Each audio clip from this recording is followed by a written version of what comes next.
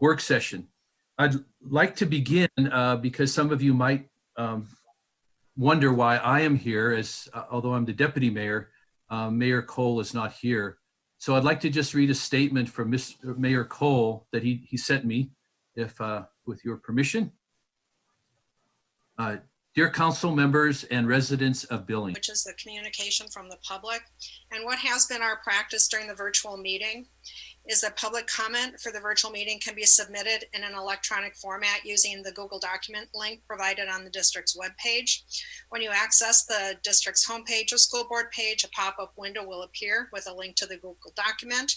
Submissions do require full name and home address in order to be submitted for the record and are limited to a 500-word count. Submissions will be screened and read verbally by the district clerk prior to the conclusion of the meeting.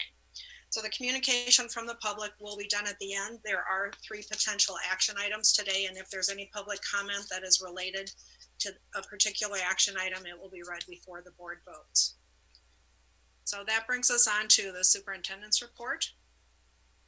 And we had at our regular board meeting reports from our executive directors, and this is a continuation of that and part of how we have been discussing issues during this emergency. With that, I will turn it over to Superintendent Upham. Madam Chair, sorry, this is Joe Raffiani. Before you proceed, are you going to take roll call? I was just going to say I forgot to take roll call, so thank you. Great teamwork. Roll call vote, Joe Raffiani. Here. Michael Leo. Russ Hall. Here. Jana Hafer. Present. Scott McCullough. Here. Jen Hoffman. Is Jen on? Tanya Ludwig. Here. Thanks, Tanya. I saw you on there. Brian Yates. Okay. If any of those folks join us later, Craig, would you let me know so that we can get them counted for the record? Yes, we'll do. And thank you, Vice Chair Raffiani, for that catch and save. So with that, now I will pass it on to Superintendent Upham. Thank you, Madam Chair, and good evening, trustees. So tonight is night 2 of the executive summary report out. Just a quick reminder that we had them at the initial meeting, kind of an update, well, not the initial meeting, but a couple meetings in, just, the status of where we are as a district. I think that was very well received, just on how we were operating and how things were moving very rapidly and very quickly. And so this will be the summation of all executive directors and their departments for today, and then I'll do a final wrap up at the end. So executive directors, I'm assuming you're ready to go, and first one is Ms. Koch and Mr. Cobb. Hi, everyone. I don't believe Mr. Cobb is with us tonight, so you're going to have to listen to me. Sorry about that. I have 2 groups that I'd like to visit about or to update you on. The first one is with the counselors. Through this whole thing, we met almost weekly with the district counseling leadership team, and just what an outstanding group of professionals. Really enjoyed the conversations. They asked hard questions, thoughtful questions, and everything was always about keeping the students' well-being at the forefront. One of the things that was interesting from the elementary counselors is they said they actually had more parent engagement during this this situation than in normal conditions, because they had so many questions and concerns. So they would hop in on Zoom meetings or emailing, and so they thought that was a positive thing. Teachers would invite the elementary counselors into their Zoom classes, so they would conduct mini lessons that way, and then many of them also had their own Google Classrooms that they conducted their mini lessons. They certainly miss their students, miss seeing them all the time, had a hard time connecting with the students that are on their caseload, which was the case for all of the counselors at all of the levels, but did the best that they could under the situation. Middle school, they talked about engagement really dropped off in May, which was overall with our staff too. They reported that. They said that at the middle school level, different students and they would normally see reached out to them. Many of the highly engaged students were emailing them and wanting to Zoom meet with them or through Google because they needed to problem solve about their homework and what classes to register for high school and just all of those types of things. So the one positive thing was the middle school counselors got to work with some students they typically don't get to, but they were very concerned about the students that are typically on their caseload just not being able to engage with them as much, not answering phone calls, responding to emails. So that was of concern. And even when teachers would refer students if they had a concern, it was just difficult to get them to respond. At the high school, seniors were really the main focus for our counselors, making sure they were on track to graduate, that they had everything that they needed, and then working with the underclassmen on beginning to register for school for this next year. They're very concerned about our most at-risk students who seem to become completely disengaged, and they're worried about them reacclimating back in the fall. The highly motivated students would reach out to the counselors on their own, and as would they typically do in the normal setting as well. They said that the students that they did work with, the number one concern that students shared was they just wanted to know they weren't alone in their feelings, of the feelings of isolation, the feelings of what's next, what does this mean, how does this impact my life, and just wanting to know that we're all in this together. So they were able to help through them with that. We did have 2 suicidal ideation interventions that were positive, ended in a positive way.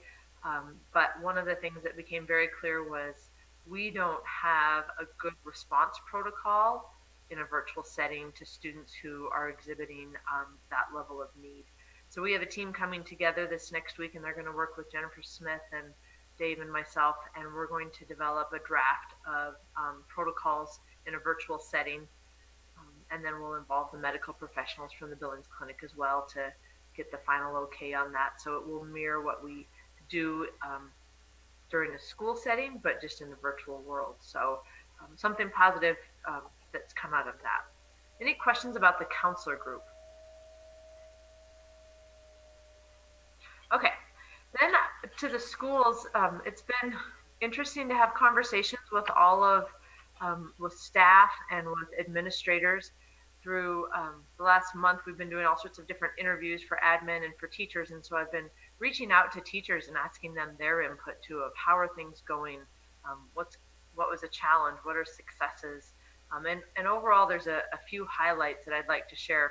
One, I'd like to thank our technology staff, not only Brandon's group, but also our teachers who serve as TIS support staff in helping develop platforms. They were up all night long for many nights, especially when we got started, of just making sure that teachers felt comfortable implementing a virtual learning environment. Our reading and math coaches for all the extra supports that they provided to staff, they were amazing. And then to again thank our teachers, and our certified and support staff and administrators. Literally overnight, they changed everything. And there's an art to teaching online, and there's an art to learning online. And our students also changed overnight, and it was very, very impressive. Our teachers now are much better at technology. Those that weren't have learned a lot, and one of the administrators even said, I think that we're going to see a lot more technology use in the classroom and flipped classrooms and those types of things, which is pretty cool. So it was definitely teamwork, and we're so very proud of all of our staff, and again of our students too, because this was difficult on them. And our parents learned a whole new way of helping their students, and also I think validating the importance of our teachers. Our Gaggle alerts were very helpful for providing needed interventions, so we appreciate that. If there was a student in need and was trying to communicate with someone via email, another student or a teacher, Gaggle would call us directly and we were able to get them help. Our PLC framework was critical in this, using the critical concepts and proficiency scales proved to be essential in helping our staff identify what needed to be taught. Material return is going well, and actually, Brandon, I don't know if you're techies have said anything or not, but our technology is coming back in pretty good condition. Very surprising. They're taking better care of it at home than they do in the classroom. So we're pleased about that. I had one middle school say, during the school year, we end up with keyboards with keys flipped off, and we haven't had one keyboard come back on a Chromebook missing any keys. So that's pretty cool. Elementary felt anywhere from 60 to 100% of students were fully engaged and completed their work on the must-dos in math and ELA. And then there were lots of may-dos. That's how we divided it, must-dos and may-dos. And it was as good as it could be under the circumstances. Middle school was probably 50 to 70% engagement. There were some outliers that were at 100%, but overall that's our best average. Surprisingly, what was interesting, there was a significant amount of work turned in over Memorial Weekend. So our teachers spent a lot of time over Memorial Weekend and yesterday grading homework, which was shocking. They kind of thought that, well, if they haven't been engaged yet, they're not going to, but all of a sudden the parents must have cracked the whip. So parents, if you're listening, thank you. And there was this surge of work. The middle schools chose not to give incompletes on report cards. There are no grades lower than what had been earned on March 16th. And the grade could go up. However, if students requested to check out a Chromebook and wanted to continue to turn in work over the summer to improve their grade, they're being allowed to do so. But the middle schools, you won't see any incompletes on report cards. There will be letter grades, but students still have an opportunity to improve those grades should they want to. Communication was challenging with some families, and classroom management with middle school students in a virtual setting was challenging. So our schools had to develop universals about reminding students that this was still academic time. They had to take turns. They needed to be dressed, especially if they had their video on. Probably wearing their swimsuit wasn't the best attire. And then to make sure that their own student name was visible and not somebody else's name. So just some of those protocols, again, good learning pieces. High school, engagement was probably between 75% and 100%. They did see a significant decrease in engagement in May. The highly motivated students remained engaged up to the very end. Pretty cool with our science teachers. They replicated the science labs at home. Students were able to go to the high schools, check out science materials, take them home, and do the labs. So that was a pretty cool thing. Same with a lot of our family and consumer science classes. CTE was the biggest challenge. Obviously, unless you have a wood shop in your garage, you don't have the supplies and the machinery to be able to do that. So they did lots of safety work, but we certainly have some gaps with our CTE. Teachers worked hard at learning how to instruct again with technology, flipped classrooms. They had Zoom office hours. They had Zoom tutoring sessions using Google Classroom. And what one of the principals said is, he noticed that students really do miss being at school, even though they say they hate going to school, they really missed it. And there were students that actually would drop by the school every day just to check if there was any work, even though they knew there wouldn't be any. They just wanted to see people and say hello and go into their safe environment, which is that school. So again, validating the importance of our school. One bright spot with our High Set Options program out at the Career Center, we had 34 students enrolled this year. 32 of the 34 completed and graduated over the weekend. So that's a 94% success rate. So very proud of the staff and students who worked hard to make that happen. And that was tough, but they got it done. Credit Recovery Summer School begins June 8th. And just some feedback that we received is, should we ever end up in a virtual situation again, whether it be extended or a short amount of time, to have a more systematic approach, have consistent digital platforms versus lots of different digital platforms, having professional development in how to instruct in remote settings and also how to help our kids learn in remote settings, and then being able to narrow down our critical concepts and proficiency scales a little bit more. Some of them are just too wide at the moment, but it's a great start. So that's my report. Any questions on that? Oh, you guys are easy. You're letting me off the hook. Okay. Greta, I'd like to say something. Okay, I've got Jana Hafer, and then Russ Hall has raised his hand as well. So Jana, you can take the mic. Thank you. Brenda, I just I've just been so impressed with all your reports of everyone that has stepped up, you know, in this time, in such a short period of time. I mean, it just changed overnight. It did. And what everyone has done in their pandemic world has just been amazing. Yeah. So thank you. I'm so proud of everyone, and for the board too. Thank you for all of your support through this. We couldn't have done it without you, and we're very grateful for that. And Russ Hall. Just a quick question, and said it before to echo Jana. I mean, great job, everyone. And as a parent who's seen the interaction between students and and teachers, it's been great. Clarifying, you mentioned for middle school, no grade would be lower than what they started the closure with. Is that true across all grades?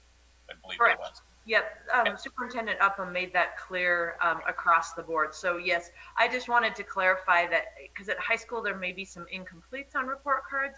Gotcha. At middle school there are actual grades, but students can still work to improve those grades. And same with at the high school as well.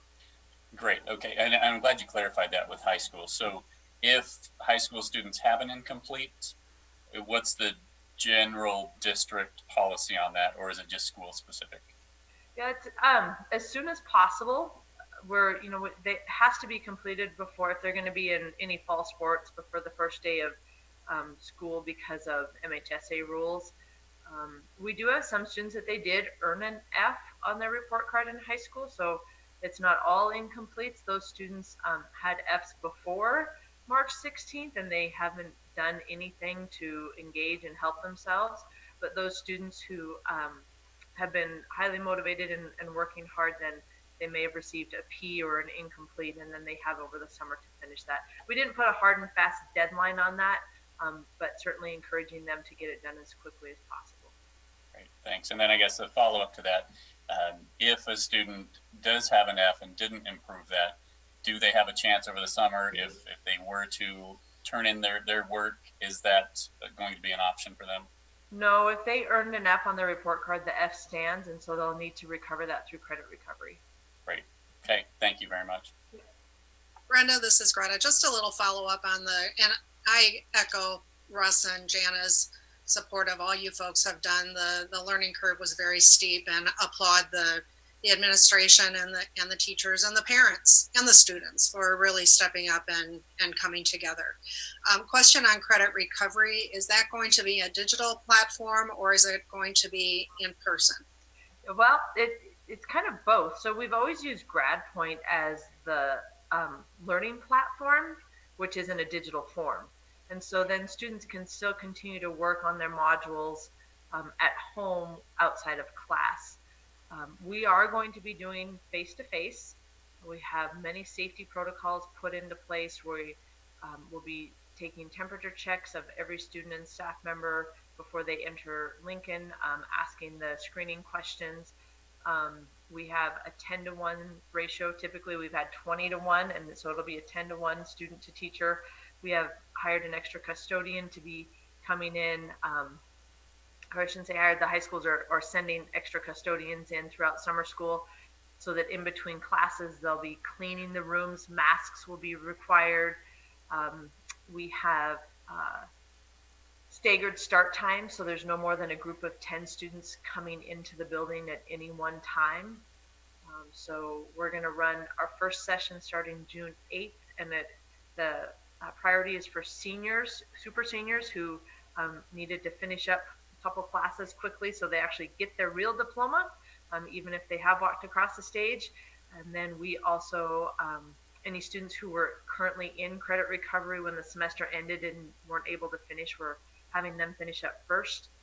Then, because why not, throw one more thing in here, GradPoint is going away.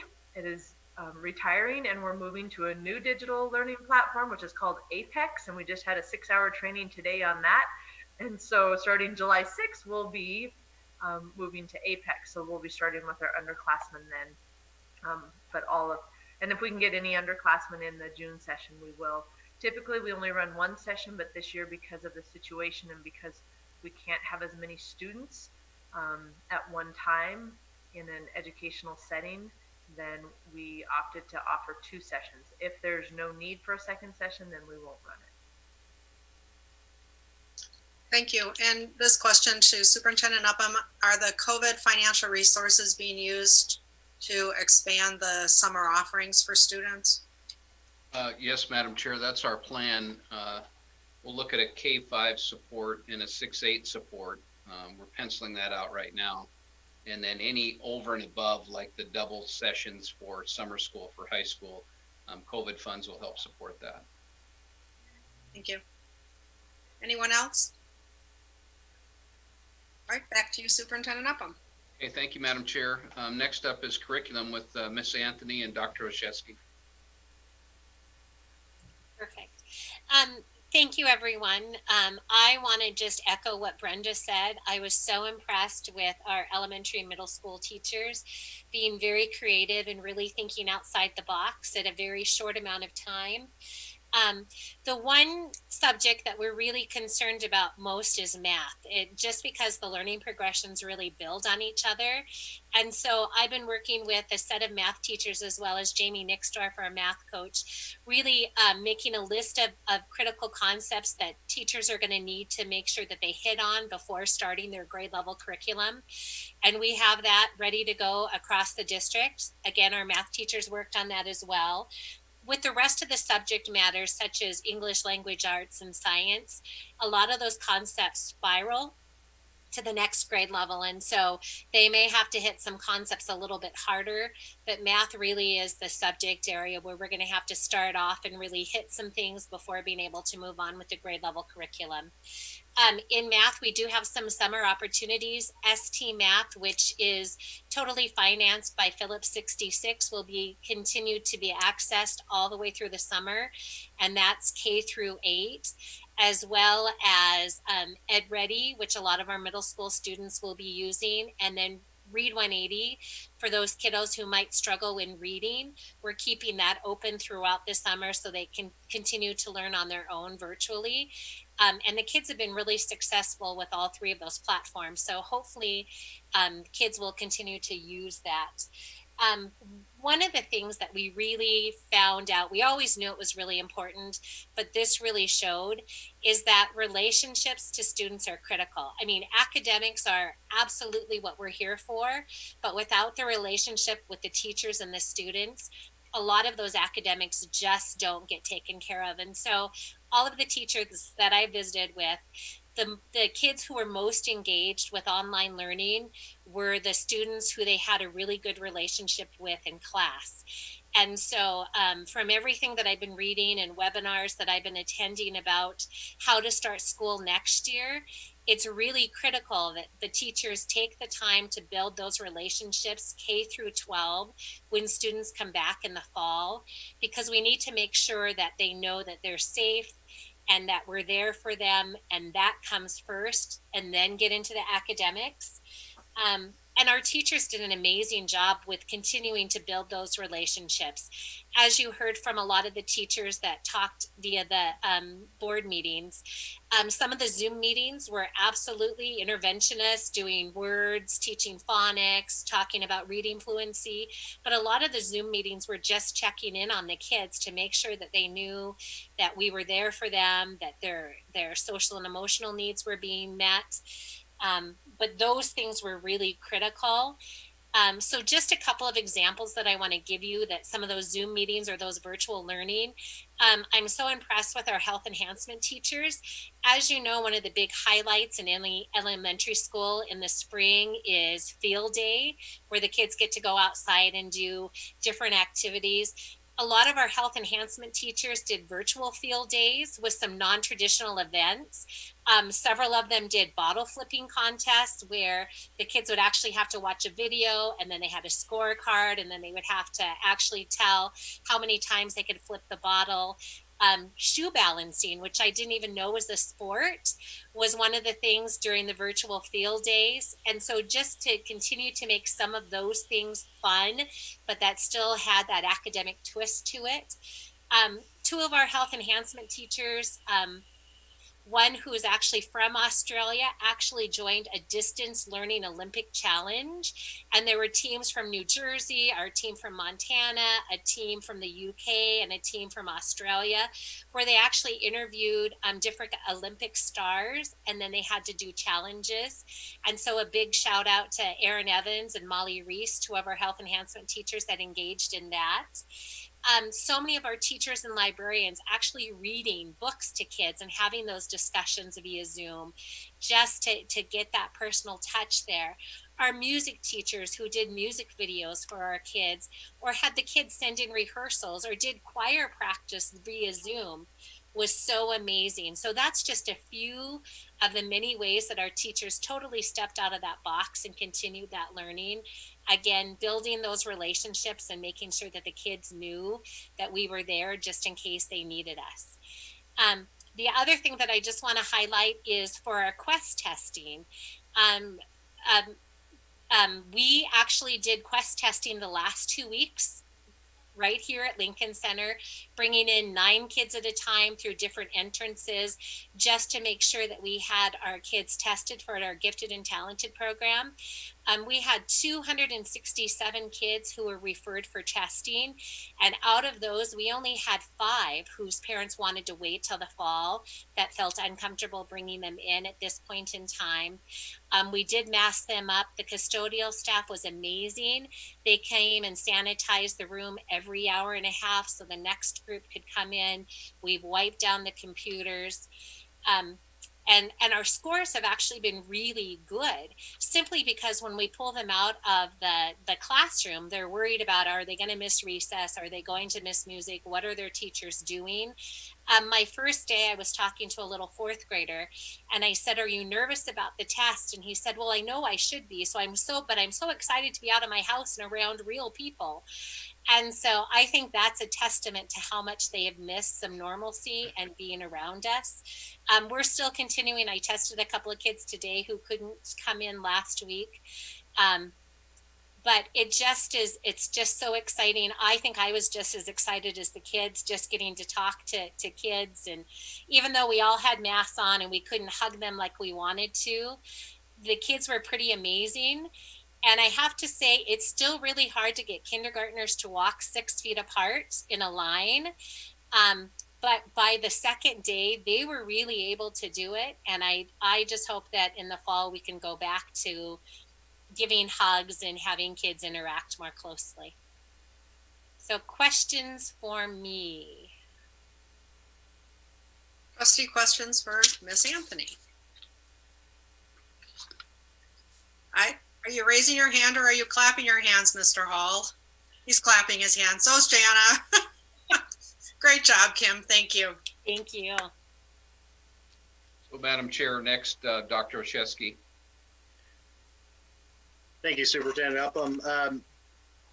I know Brenda and Kim just kind of mentioned a number of things about the people side of things, and I think they mentioned some of the challenges and some of the successes with some of the groups. I won't repeat exactly what they discussed, but let me add another layer to this, which relates, and that is, I was reminded at the beginning of this from a colleague of mine who taught for Department of Defense schools, which did online learning before online learning was a thing.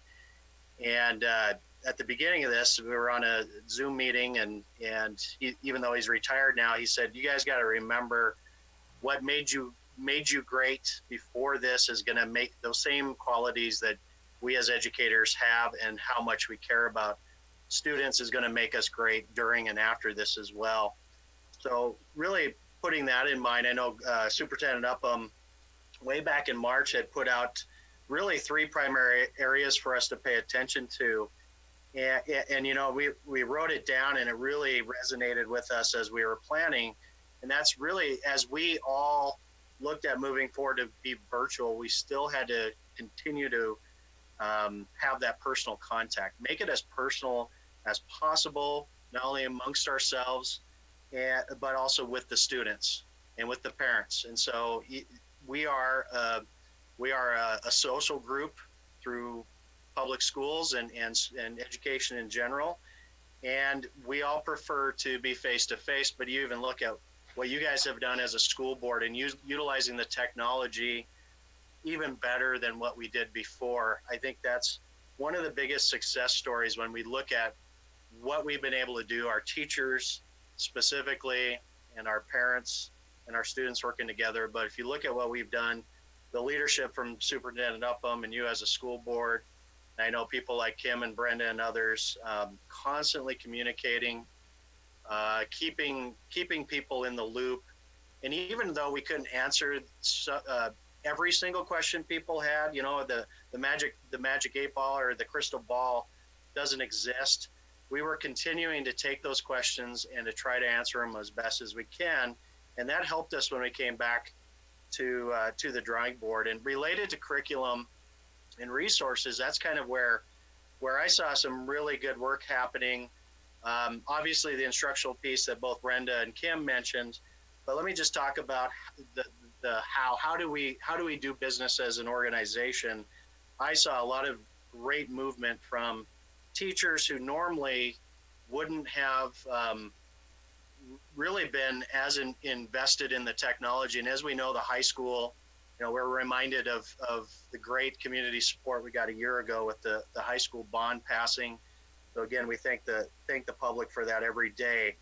But to be able to have those new resources be available for the high school really helped. And being able to move forward with some of those new online resources. It was the challenge of now moving forward with many of our staff to support those students. And they did a great job. I've mentioned in past meetings our tech integration specialists that we have. There's teachers on special assignment who support that they are the tech savvy. They're the tech experts in the building, and not to mention Brandon's team. So that all around, we worked as a great team. And one of the gaps that we had for not having the direct contact as team was being face-to-face in a room for many of our curriculum meetings. And so it took us a while. We postponed a lot of the curriculum and textbook review meetings, but it was eventually, once we got really a good solid basis for how these Zoom meetings would work and how virtually we were able to solve problems, then we were able to see curriculum meetings started to come back together. And Kim probably saw this same thing where we normally would take, you know, a day or two to work out some problems. We eventually realized we need to work these things out, and we need to work on the critical pieces, and we need to move forward to benefit kids more efficiently. And I think that's probably one of the big successes we'll take away from this. We were able to get those curriculum meetings back together virtually. Obviously, the textbook, as you guys know, we have textbook recommendations for the next round for the high schools. And it was because the teachers finally got to a point where they said, yes, let's do this. We can do this. And we're not going to let the technology, which is a tool, keep us apart. So I think that's for me is one of the big successes coming out of this as an organization. And now we're looking at professional development. So Kim and I and Greg and others on the leadership team working closely with Rachel and BEA and our PIR committee, looking forward now on how we can do online staff development. I know Kim did a great job supporting us in the time to do some makeup work and extending the deadline for staff to get their PIR done as best as they could. But now we're looking at moving forward with providing opportunity for staff development online. We have to model what we preach. And so as we look to the teachers and say, hey guys, you know, we're going to find out what the pros and cons and how did it work best with your students. Now give us some feedback on the staff development. How can we do things better and move forward with some online stuff? So that's my 2 cents. I think we're going to move forward stronger in this, and it's actually quite exciting to see some of the change happen through forced change. It's not, we all know people don't like to be changed. We actually like things to change for the better. And this was actually something that forced us all to look at how to do things more efficiently. And so the feedback from teachers and parents and students is going to be valuable moving forward. That's what I got. Thanks, Chris. Before we go on, a couple housekeeping. Jen Hoffman has joined us, so if you would mark her in for the record. And I also did hear from Brian, who is tied up at work, as well as Mike Leo. He could break away if we needed him for a vote. But with the board members that we have here, particularly with the elementary issues, we do have 5, so we would have a quorum. So with that, and Chris, as far as the curriculum that the board will need to vote on, we will need the 30 days. And so for the board members present to know that we will have to have a very short Zoom meeting once we hit that 30-day mark to review the curriculum and vote to accept it if that's how the board feels. So questions for Chris?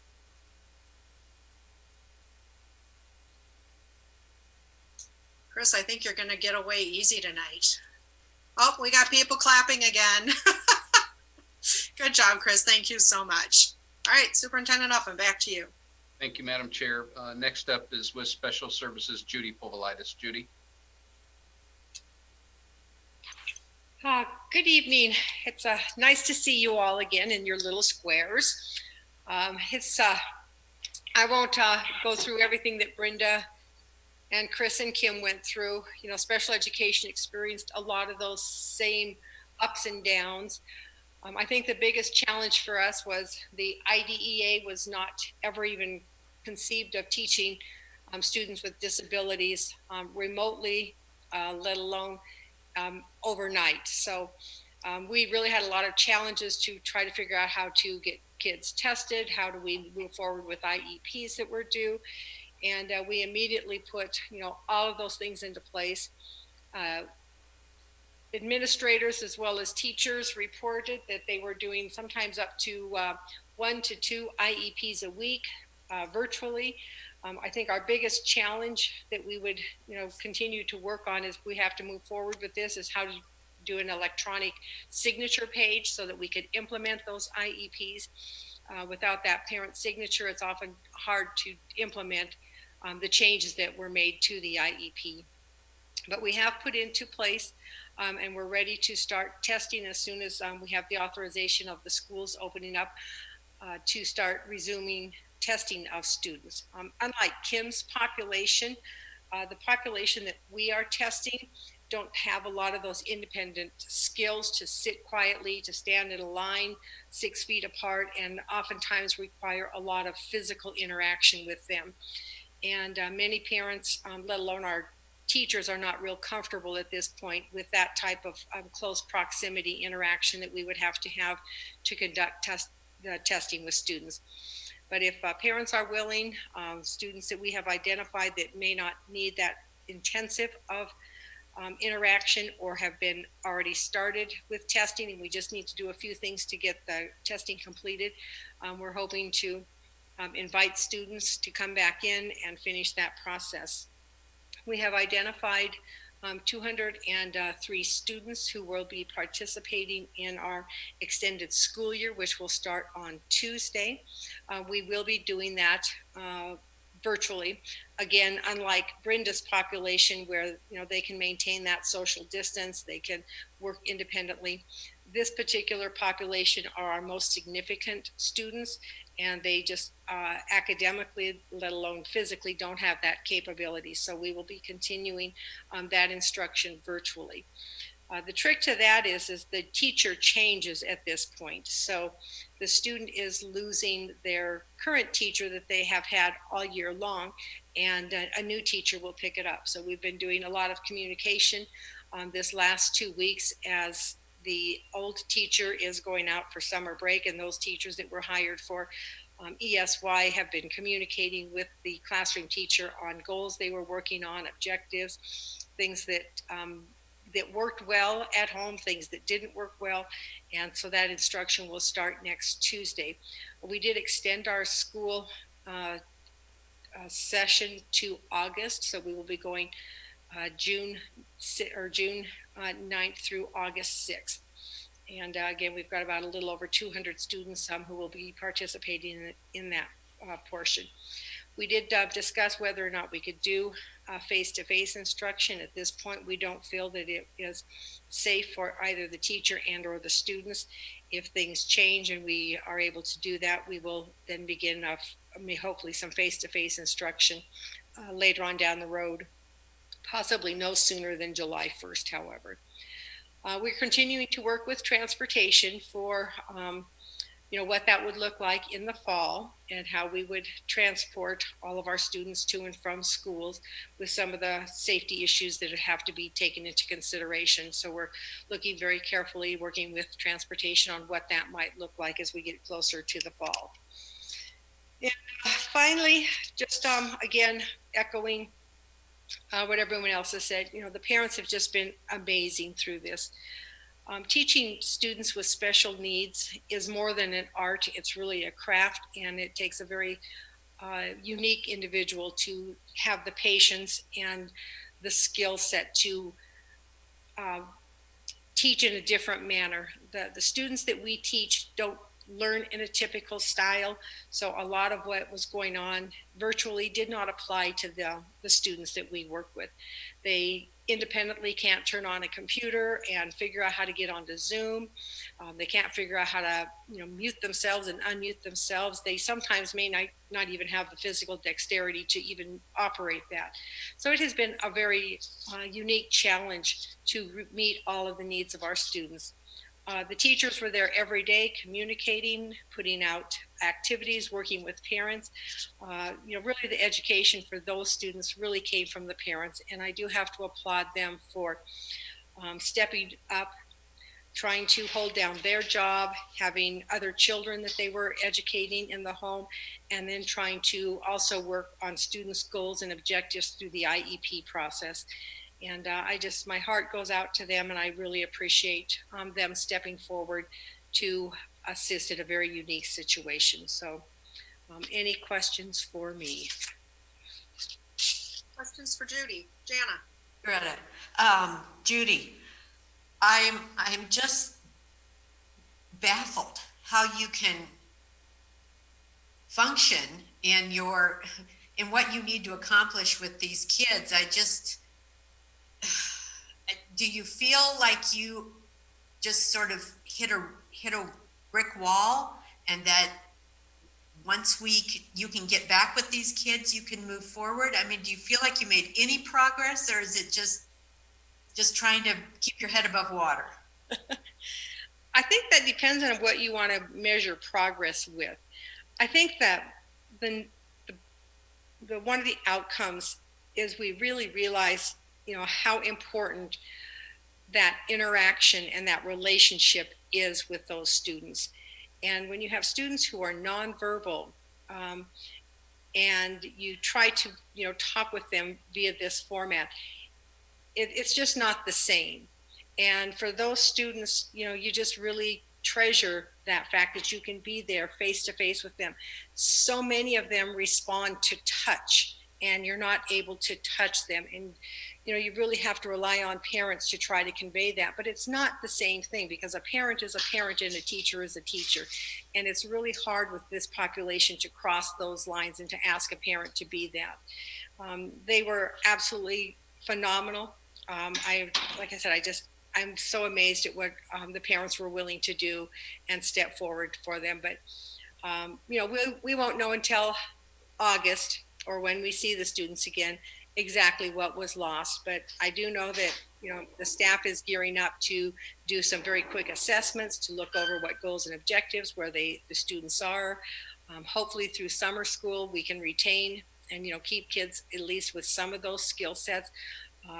I don't know if there's progression would be the word that I would be using, but if we can at least maintain a lot of the skills that they had, I would be very, very pleased with that. Wow, I'm very dumbfounded how you could even function. And so I really am hopeful that you and your teachers will be able to be with those students soon. Yeah. Thank you. Anyone else? Thanks, Judy, to you and your staff for the incredible work that you're doing for this at-risk. And Russ is clapping again. It's your night, Russ. All right, back to Superintendent Upham.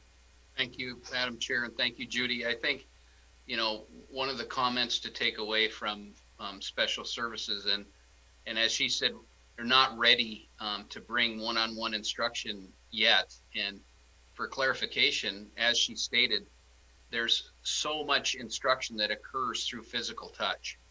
And we're not at a level right now where physical touch is an opportunity for us. You heard Ms. Koch talk about the social distancing and the ability to social distance. So that's the key variable with special services. So we're monitoring that closely, and as soon as we can get that physical touch or that proximity to that to our students, we'll move very quickly. So Judy, thank you so much for that very informative report. The next person up is in activities and safety, Mr. Wall.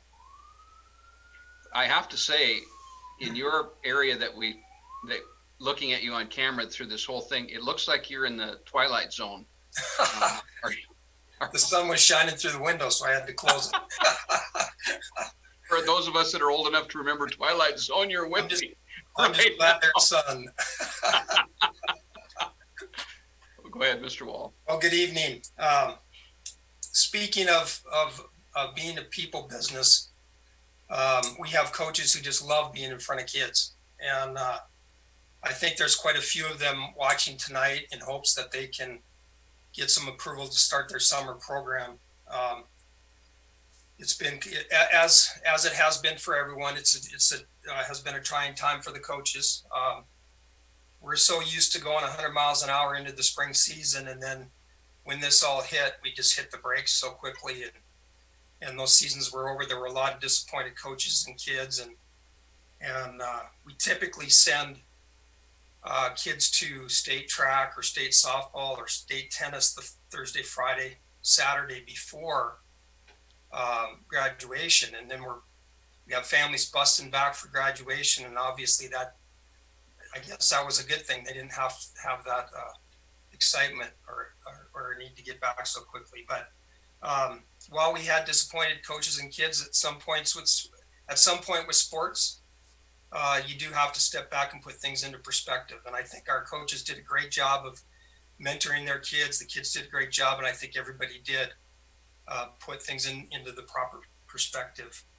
That said, the MHSA did cancel spring sports. One thing they did not do is change their summer coaching rule. Every year, we have a coaching window from June 1st to July 31st where coaches can coach their teams and their kids out of season. It's a pretty hard and fast rule. And so when the board passed the resolution to shut down schools till June 30th, our communication to the coaches was that, we're going to have hands off. And they handled it very well. They're very respectful of that decision. I want you to know that ahead of time. But coaches were still pretty apprehensive about not being able to get in front of their kids. We as soon as a few days after that resolution passed, the Yellowstone County Health Department started approving things like baseball and soccer. And so I started hearing from the coaches right away, saying that if it takes a safety plan, they can do that. So we set up a couple of Zoom meetings. We had great conversations about, how we could go forward. It would obviously depend on approval from the board, but if that approval came, we wanted to be prepared. So we talked a lot about how to write safety plans. We did a lot of investigation of what other people were doing. We looked at the plans that had already been passed by Mr. Felton. And I first developed a safety plan for the district, and I sent that safety plan to all the coaches, and I told them that the expectation is that if they plan to run a summer activity, whether it be a camp or an open gym or the weight room, whatever it might be, I needed to have a safety plan specific to that event. So I believe I have almost all of those in. The coaches took it very, very seriously. They had meetings within their schools. And it was incredible, the safety plans that we have back from them. I'm 100% sure that our coaches take, if allowed to do some of these activities, will take it very, very seriously and follow their plans carefully. I told them that they set themselves apart as people who really cared about kids for more things than just the sport that they coach. So I was really proud of that. I have those safety plans submitted. We're prepared to start activities as soon as tomorrow, if that's what's allowed. We're prepared to start on whatever date the board allows under the phase 2 guidelines, or whatever other restrictions that we need to have. So hopefully that's considered. Our coaches, again, are very serious about their safety plans and doing a good job for our kids. I do think it's important that our kids get some time with their coaches. That part of their health is also important too. So hopefully there's some room for balance in there. A couple other things real quick. Driver's training, we did, just as you might recall, we did not complete the spring session. We completed the classroom portion, but we did not complete the behind the wheel instruction. We did get approval from Riverstone Health. They sent out a communication with the guidelines that they expect when we're in a car with 2 kids. We got that document to all of our instructors. We've handed out masks and hand sanitizer. We've had all kinds of cleaning supplies to every car and instructor out there. So whenever they're allowed to start, they're ready to complete that part of the spring session. And then we do plan on running one session of driver's training in the summer, starting July 7th, going through August 7th. We would run four classes at each school, 4 classes at 8 and 4 classes at 10. Obviously, making sure that we have social distancing. Any classes would be held to about 20 in a normal size classroom. If we have any more than that, we'd go to the cafeteria or a larger classroom. We have hired additional custodians to clean the 4 classrooms. We would move to a new, different 4 classrooms on that second session. And then, of course, for the behind the wheel instruction, we would follow the same guidelines as that we received from Riverstone Health. We did have some non-completions of our spring-summer session. We have some kids who just did not respond to numerous calls. We sent out communications from my office, and we just, those kids have not met the state standards for driver's training, so we will not be able to pass them. There were other kids who had medical issues for not being there. They may not be able to show up this summer.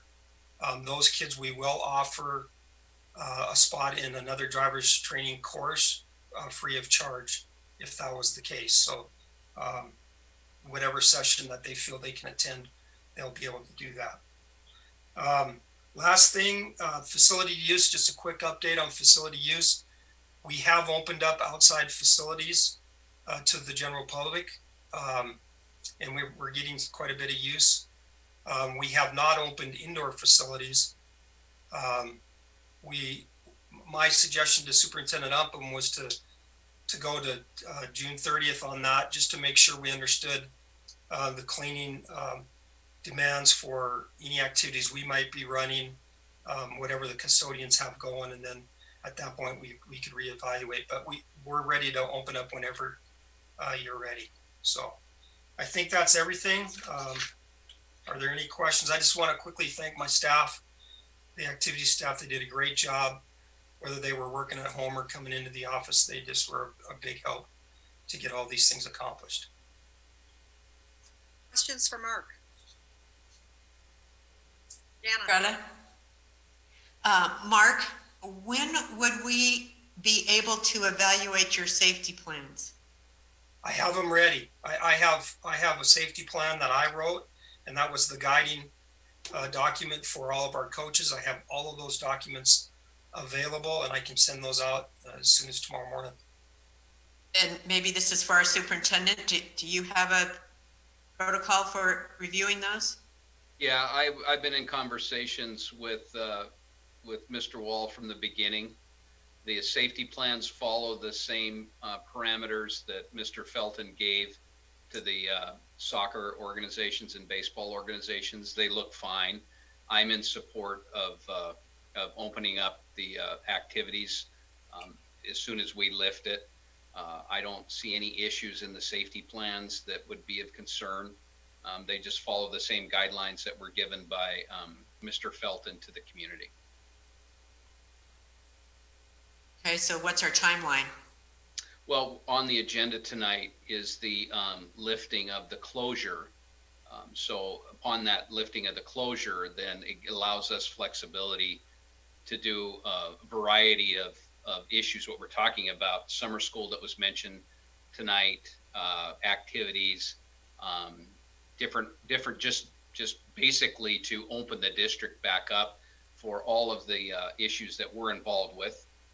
Summertime issues, and then to look, and I asked Mr. Wall's office to hold off on our community partners and facilities until July, till we have an opportunity to see just what type of impacts our own activities and programs will have in our buildings to ensure that we have the appropriate disinfecting clientele, our support, and all of the stuff that goes with the COVID piece. So I think we're in pretty good shape. Okay, thank you. Mm-hmm. Any other questions? Russ? Yeah, got a question. So, Mark, I know you and I spoke last week or so about sports. Hopefully returning if we're able to change. Modify whatever. I can't remember the exact name, but modify the action that we took earlier about school closures. One thing that I talked about, or we discussed. Your coaches were building a plan, and then were you in touch with Mr. Felton regarding those plans? I was not. I talked to Mr. Upham, and we decided that he would continue that communication, so there wasn't all of these different, I can't imagine what he's going through with all the people who have gone to him right now. So Mr. Upham wanted all of that communication to go through him. Perfect, thanks. So, Greg, would you speak to that then, as far as the plans? Because we obviously want to make sure that any plans that we create as a school district are obviously approved by the county health officer. Yeah, and I want to go through the final plans with Mr. Felton one more time prior to a full release, but I think we're within a time frame that we can open this up and move forward. Like I said, the plans are designed based off of what his recommendations were for the city activities. So I don't anticipate any hurdles. I just want to make sure that the final plan is approved and everything looks good from that perspective. The other thing, Russ, is we have a document from the MHSA that outlines specific sports and some of the suggestions they have too, and our coaches have that in hand. Perfect. I mean, I knew as much, but just wanted to reassure everyone that we're continuing to follow the guidance that really, we started with, because I know, Superintendent Upham has taught from the beginning that whatever plans we had in place would be approved and mirror those that the county health officer and others are, requiring that we do. So I think that's a kudos to everyone following the guidelines that we as a school district have set, that we're continuing to follow those. So thank you. Any other questions of Mark? Mark, I just have a follow-up to your question of the public use of our facilities. Since there's going to be additional costs or high possibility of additional costs to sanitize the area by our custodial staff, are you keeping in mind perhaps the the need to raise fees for those that are using our facilities? That's a great question. We've talked about this already. I think there was a need even before the COVID to revisit those prices. And we had planned to visit with Craig and Daniela about that. We just didn't get to it, but you're right, it does need to be revisited as soon as possible. All right, thanks, Mark. Appreciate it. Anyone else? All right, Mr. Upham. Thank you, Madam Chair. Our next up is Jennifer Smith with Indian Ed. So Jennifer. Thank you, Superintendent Upham. Hello, everybody.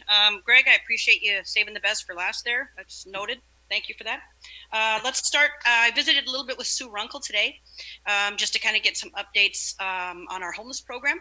She said not really a lot has changed. It was kind of interesting for her because she sort of had to go through a little bit of an identity crisis, not having these kids in school, because so much of what she does focuses on student transportation to and from school, getting lunch accounts set up, that kind of thing, and not having kids in the buildings really kind of altered what she was doing. So she very quickly switched and did a lot of work with Sodexo, providing meals, following them, pointing out where our homeless families are living.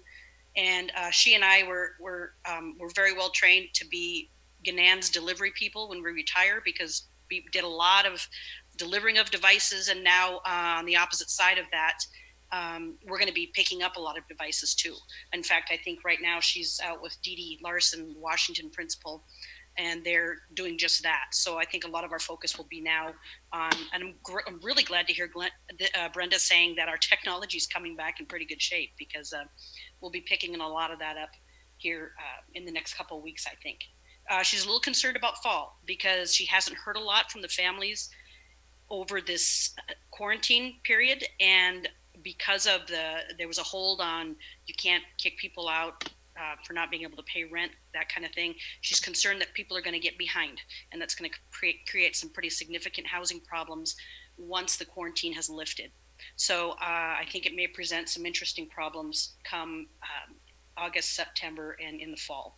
For our English language program, our two gals there were very fortunate to get our access testing done in January. So they already know the scores for our kids, where they're at. We actually have a high number of kids. We have 12 kids that are exiting the program because their scores were high enough to do that. That's actually a big number for us. We've still got about 230 kids that are receiving services. The nice thing is we're also having a teacher in the district who is additionally certified in English language, is going to be working with some of our most affected kids, our kids that struggled the most during this quarantine shutdown, because as you can imagine, our kids with severe language barriers, trying to switch to an online platform is extremely hard.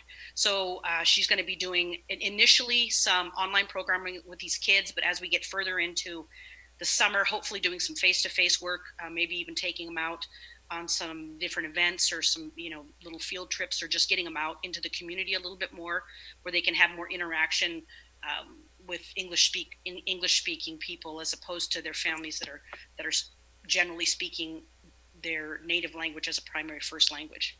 So we're going to focus, kind of like Judy said, I think we're focusing on our most heavily hit kids. Indian Education for All programming, which is our teacher-based programming. I have to give a huge shout out to Kim Anthony, to her curriculum team. They've managed to put together an entire IFA symposium, which provides great professional development for our teachers. They're going to do that on Thursday, June 11th. My Indian Ed coaches will be involved in that as well. So we have something, items that are open for all levels, elementary, middle school, high school. If you're a teacher out there listening, get signed up. This is a great opportunity, and we're paying for it for you. So go do it. Indian Education, my home to school coordinators. My folks managed to survive getting our kids through graduation, which is always an event. We had a few that Friday night, well, even maybe into Saturday, we were waiting to see if those kids were going to just edge over, and literally had a couple of kids that made it by a single percentage point. But you know what? We'll take it. So graduation was just a little bit surreal, but otherwise a phenomenal experience. I think everybody did such a nice job. I do have to say that honestly, allowing the live ceremony to go forward was the push that some of our kids needed to pass the classes and to get the diploma. I do think there are kids that we would have lost, and they would have not walked away with the diploma had they not had an opportunity to walk across the stage. So extreme thanks to you guys for pushing that, deciding that was okay, and for John Felton and Superintendent Upham for really, man, and all the work done by the high school folks. It definitely made the difference. And because of that, our kids, some of our kids walked that wouldn't have completed otherwise. Let's see, tomorrow, as part of our grant monies, we get federal grant monies under our Title VI programming, which is through Office of Indian Education. We're required to maintain an Indian Parent Advisory Committee, or an IPAC. And part of that, we need to meet every month. Well, obviously we couldn't meet when this first happened. So we are holding a meeting tomorrow. We're gonna do the Greg Upham Star of Facebook thing, and we're going to do Facebook Live tomorrow at noon. We've sent out note cards to all of our Native families to join us online so that we can go over some achievement information, some programming information, talk about some of the celebrations and what we're going to do to honor some of our students since we couldn't meet in person at the end of the year. We've also got a survey online for our families to get on and fill out about our Native student programming here in the district. We want to hear from them. So if you guys aren't busy, tune in. Our Facebook page is called IPAC, Indian Parent Advisory Committee. And I'll be on there with our chair, John Grovant, vice chair, secretary, and we'll be just presenting some information about our Indian education programming here in the district. That precedes, our application is due for funding for the upcoming year. That is due here in about 3 weeks, although I think the feds feel it necessary to send emails to Greg and I pretty much daily to remind us that deadline is pending. So we'll make sure that's in well ahead of time. And then jumping ahead to summer programming, we have a couple of things. Brenda mentioned that they worked really hard to get some summer credit recovery going. We'll certainly have some kids involved in that programming. I have a couple of homeschool coordinators who help with that program every year and work with the kids up there. So we'll continue to do that. We're hoping in your discussions here later this evening that we're going to be able to open some things up a little bit. We would very much like to run our Native Summer Academy in July. We would like to do that face-to-face. We know some things are possible and some things aren't. We know we can limit numbers of kids as opposed to the large numbers we've had in the past. We also know that with little ones, because this is focused at kids just coming out of kindergarten through kids just coming out of 4th grade, we cannot social distance in that kind of a setting. So it would be dependent on what you guys are comfortable with in terms of whether or not we're allowed to offer that kind of programming. So we've held off on doing any advertising, anything like that to our families until we get more direction from you guys in terms of what's possible. Every year we also do our American Indian High School 101 course, which prepares our incoming Native freshmen for high school. And that's a 2-week program. They're able to earn a half a credit. We're hoping to run that face-to-face the very last week in July and into the first week of August, if we are in a place where that is safe to do so. Again, we lean towards your guidance for that. We have a partnership with Montana Conservation Corps. Those summer programs have been canceled by Montana Conservation Corps. And we're still working on how to celebrate our kids. We do an 8th grade promotion celebration every year for our kids who have finished middle school. We do a senior celebration. We honor an 8th grade student leader from each middle school, and we honor an outstanding Native graduate from each high school. So we're trying to figure out how to do that. We're thinking we might show up on doorsteps and do some video coverage of kids getting awards, and then maybe putting that on our Facebook page. We're going to be offering a traditional Native games workshop for our teachers in August. After Kim's and Chris have quite a bit of work, PIR types things going on in August, and so we're not going to conflict with that. And our SOS, student or suicide prevention programming, we're set for fall. We've got our dates lined out. The only school we didn't get to this year was senior. We couldn't do it for several reasons this fall, so we were planning on doing it in April. And of course, we ended up being shut down. So I think what we'll do in the fall is run both our freshmen and our sophomores when we get to senior for this fall. Any questions about a whole bunch of stuff that I just ran through there? Questions of Jennifer? been very busy. You're multitasking. Thank you. Thank you very much for all that you're doing for that at-risk population. If you have students that you want to recognize, make sure you keep the board in the loop on that. If you're interested in having them recognized at board meetings, that's certainly something that we would be open to celebrating. Terrific idea. Thanks. Any questions for Jennifer or comments? We've got board members clapping, virtually clapping. Thanks, Jen. All right, Superintendent Upham, back to you. Yeah, sorry to steal your thunder, Jennifer, but you weren't the last one. So just on the career side, I asked Bo to share kind of where we are with our career piece, which definitely had some challenges, but they made some great gains. So, Bo. Yeah, thank you. We are a small but mighty bunch, so it is a little bit easier to forget us. But yeah, so some of the things we've been working on, we continued to offer tried to offer some of the services that we did before. They just looked a little different. One example is we've been working closely with St. John's United. They've been involved with our CNA class, which I mentioned on one of these school board meetings. That was a huge challenge for us to figure out how to get those CNAs their clinical hours, and we've kind of got a solution to that. But we've been working closely with them to offer a nursing fellowship to our students, where a student could basically work at St. John's as a CNA for around, as little as 500 hours a year. And St. John's, for every hour that they work, they're willing to put some money towards a higher nursing degree. So I'm working as a CNA, but I'm getting basically a scholarship to be an LPN, to be an ASN nurse. And so we've been working on that project, and we offered that to our students that were in the Career Center class and some other students throughout the district. And we have I think at least 7 students that applied for that. So those are, some of the things that we would have been doing, COVID or not. We also worked with people just with trying to get kids in different employment situations. So we had Rimrock Plumbing reached out and said, hey, we'd love to hire a plumbing helper for this summer.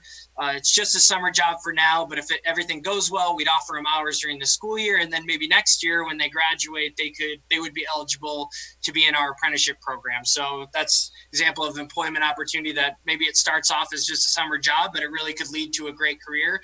And then finally, the career coaches were available to offer any type of career services that we would offer in school. So we had students reach out and say, hey, I'm looking for just a general job. I'd like to apply to Dairy Queen. Could I have help with this application? They help with resumes. So again, it had its challenges with all these meetings that we needed to have to keep some of this progress going. But I'm happy to say that we did a really good job as a team trying to keep these projects going. And the good news is, I think too, is that people are interested in hiring our students still. Obviously, when there's as much unemployment, uncertainty economically, it was, you kind of hold your breath and hope that those opportunities are still going to be there afterwards. But with as much stuff that we've continued to work with, it's been really good to see that, there's a lot of opportunity still out there for our students. Knowing that some people, it is going to look different in a lot of different ways. We've also been preparing for that. I think I mentioned on a previous board meeting, but I want to make sure if I didn't, I give this counselor a shout out. Nicole Hamness, a counselor at Will James, came to us and said, hey, we were planning on having a guest speaker day.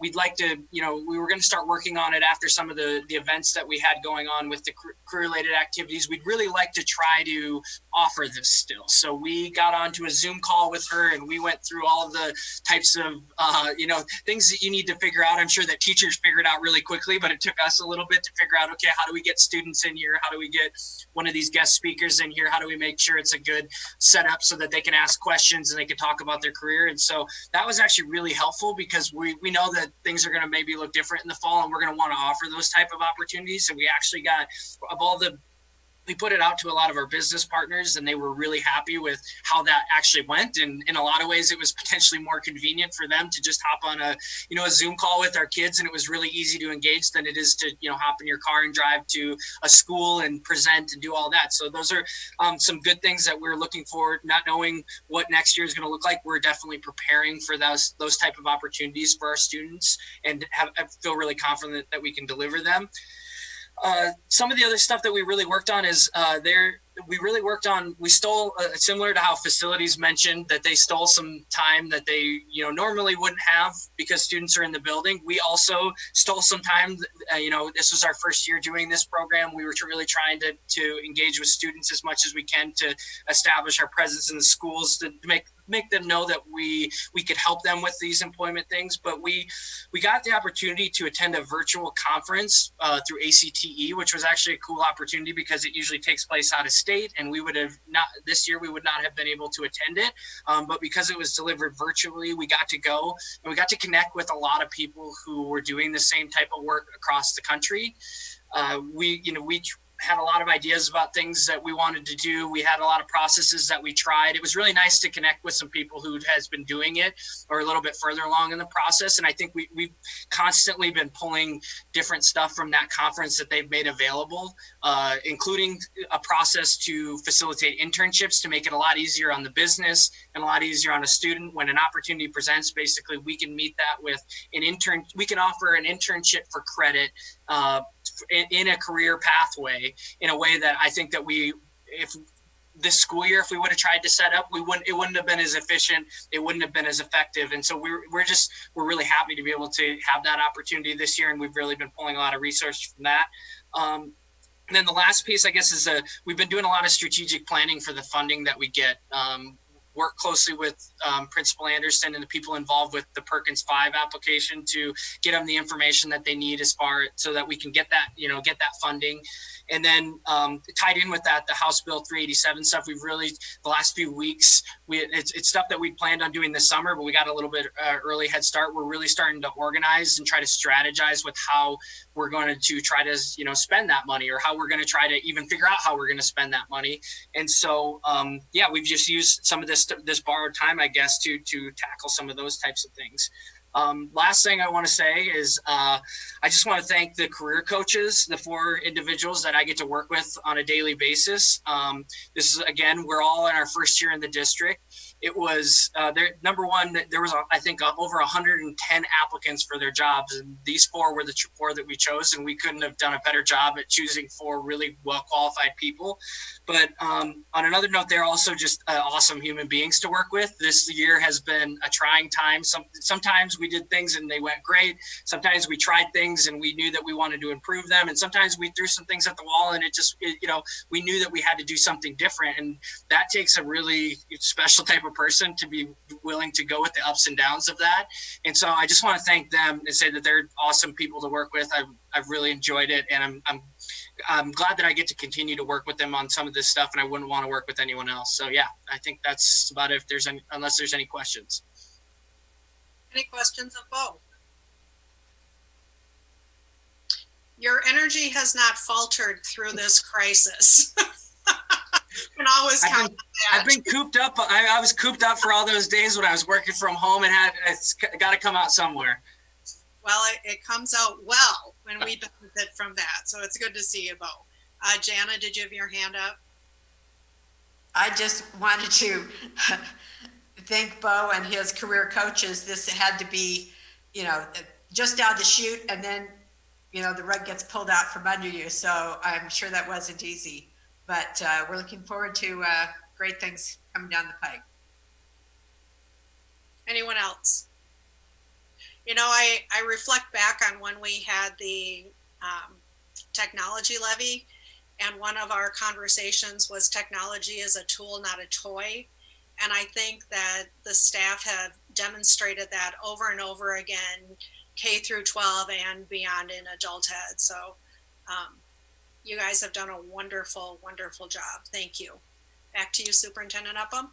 Thank you, Madam Chair. And just a quick wrap up. I really, again, a lot of accolades for the district as a whole, starting with our teachers in the classrooms and the administrators and the support staff and you as trustees. I think it's been an incredible journey. I'm very pleased. I think if we were to grade ourselves, I think we'd grade ourselves highly in some areas and then gaining experience in others.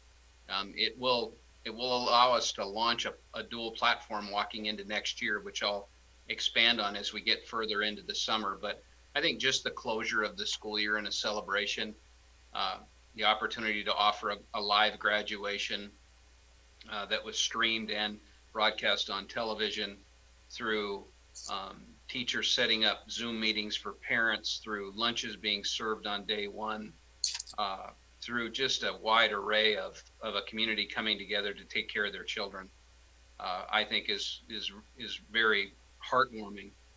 It's been a journey for all of us, but we tackled it, and job well done. I guess I'd like to end my comments right there, is with everyone. It's just a job well done. Jana.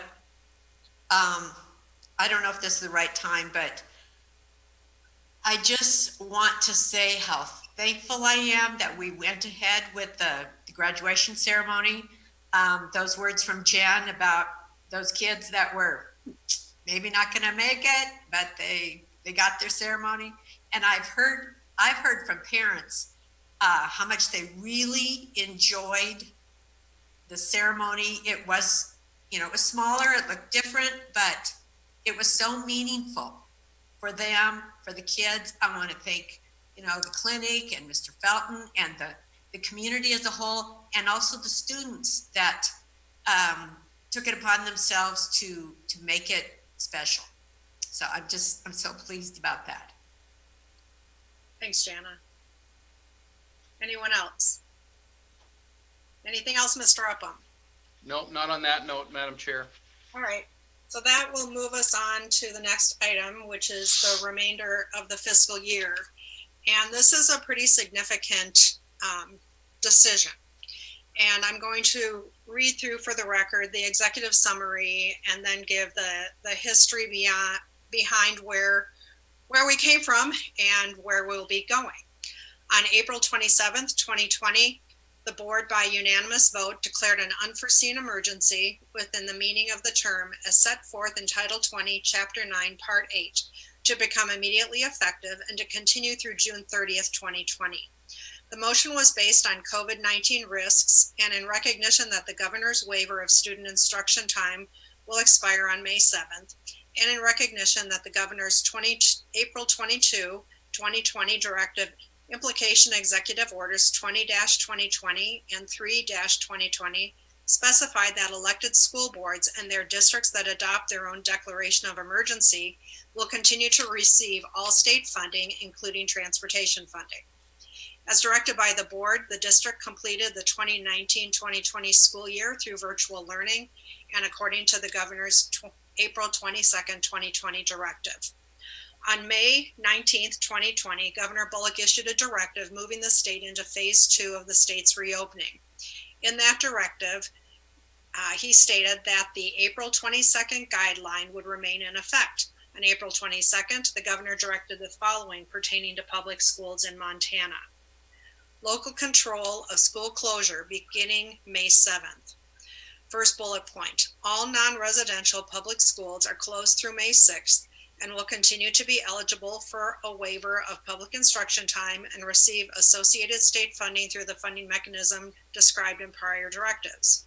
Second bullet point, beginning May 7th, all schools have the option to return to in-classroom teaching delivery at the discretion of local school boards. The intent of this provision is to allow local control over decisions about the provision of quality public education to students in Montana, while assuring that school districts will continue to receive full funding support from the state to provide learning. The mechanism for a gubernatorial waiver of school instruction time will expire. However, nothing in this directive prevents a local school board from declaring a local emergency as provided in 20-9-806 MCA. Local boards and their districts that do so will continue to receive all state funding, including transportation funding. The state recognizes that if a school reopens for in-person instruction, reopening will require the district to make adjustments and create plans, policies, and procedures. Schools that plan to reopen should consult the school reopening guidelines provided in the governor's directive from April 22nd, 2020. In addition, if schools plan to reopen, they should consider 1, implementing an alternative education delivery model that includes a mix of in-person and remote learning. 2, provide focused individual education, especially for at-risk students. 3, how to reconnect and meet the educational needs of students who fall behind in a remote learning environment. 4, the importance of maintaining the connection between students, teachers, and parents.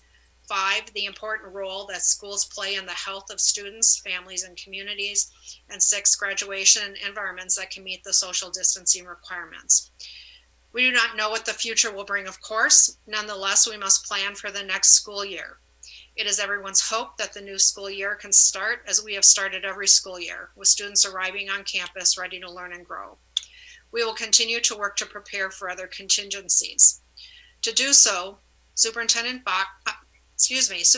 Upham is asking the board to modify its April 27th, 2020 declaration to end not on June 30th, 2020, but instead on June 1st, 2020. That's today. This will permit the district to prepare for summer education programs, as well as planning ahead to August. We will, of course, stay vigilant in our efforts to provide a safe learning and working environment. We will also continue to adhere to the directives issued by the governor. And attached there is the governor's phase 2 directive. And in that directive, it does give school reopening considerations, which I'm sure is something that is being closely scrutinized.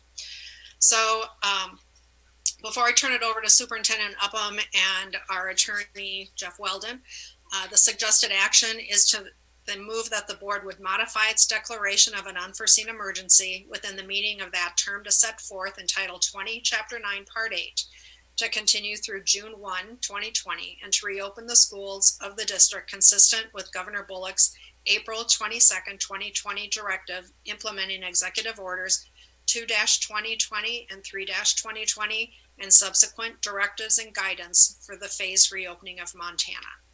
So after that long narrative, I will ask Superintendent Upham and Jeff Weldon for their comments.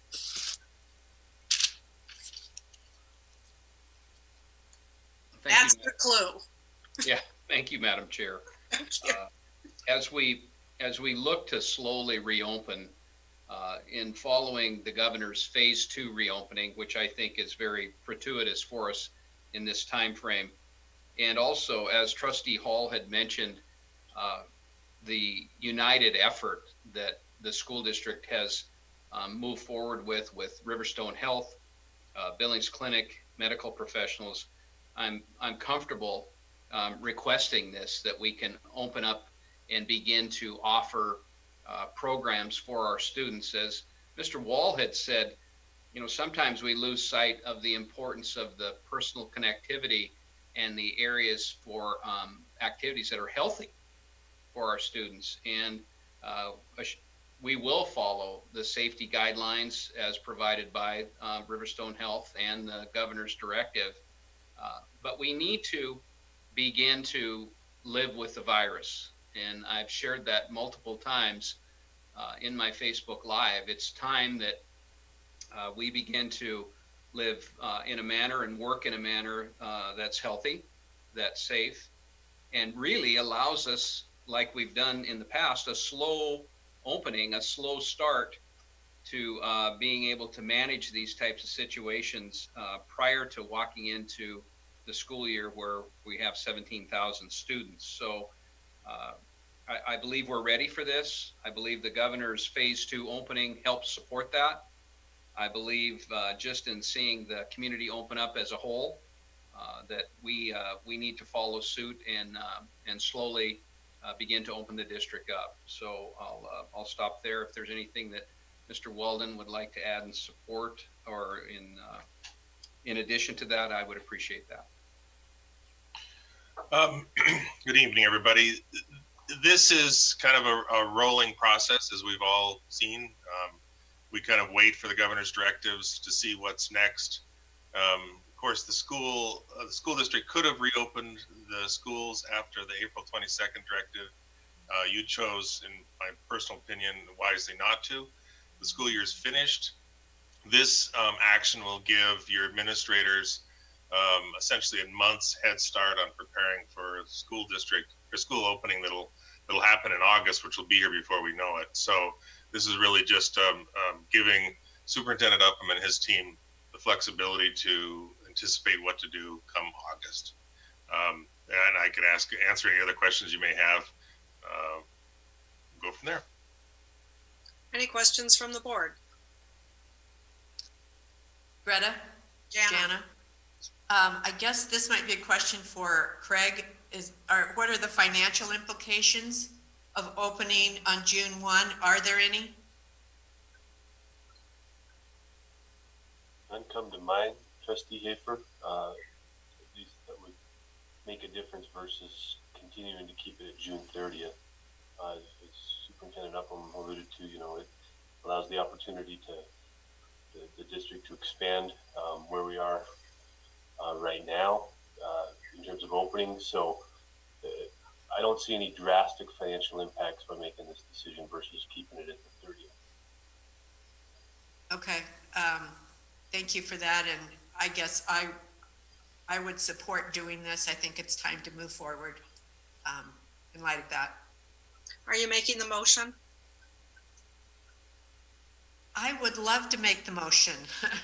All right. That we move forward and move the closure from June 30th to June 1st. Okay.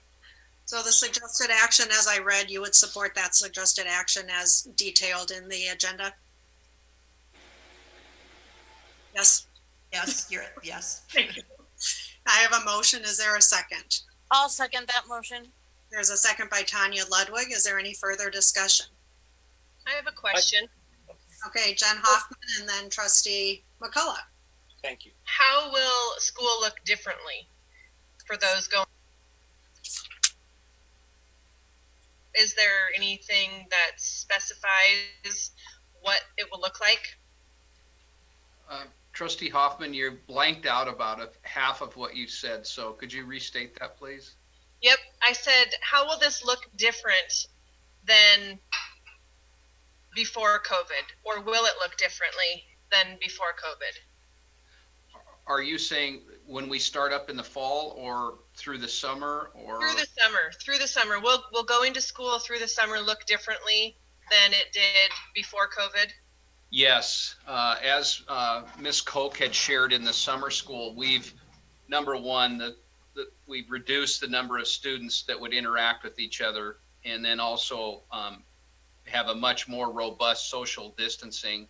Also, masking if we can't maintain the 6-foot social distancing, and then temperature checks where we feel that's appropriate.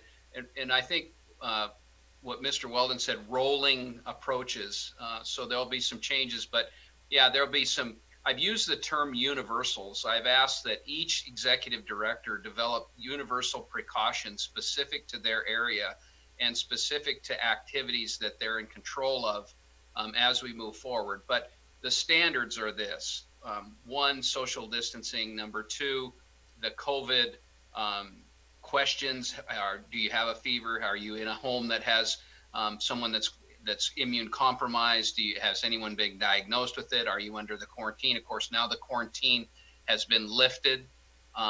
So it'll be all of those types of elements that go into this. And basically, it's a great question, because basically what we're trying to do is mentally and emotionally prepare people to start moving forward in a normal situation. And we're slowly bringing employees back into the system with a goal of being up and running by July 1 at 100%. There are people that are experiencing some anxiety just by having to come back. And what does that look like?